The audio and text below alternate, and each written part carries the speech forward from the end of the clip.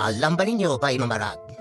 Isabelo de los Reyes, 1864-1938, ang unang unyon ng manggagawa sa Pilipinas, ang Union Obrera Demokratika, ay itinatag sa ilalim ng kanyang pamumuno at siya'y itinuturing na ama ng kilusang manggagawa sa Pilipinas. Si Isabelo de los Reyes ay kinikilala bilang isang pangunahing figura sa kasaysayan ng Pilipinas na kilala sa kanyang mga kontribusyon sa kilusang ng paggawa at pagtatatag ng Philippine Independent Church o Iglesia Filipina Independiente.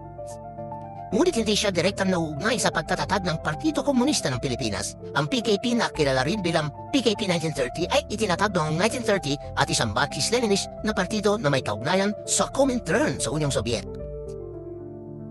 Siya ay nagmula sa Vigan, Ilocos Sur mula sa angkan ng mga Florentino sa kanyang mother side. Ipinagmamalaki siya ng mga Ilocano. Alam ba ninyo by Mamarag?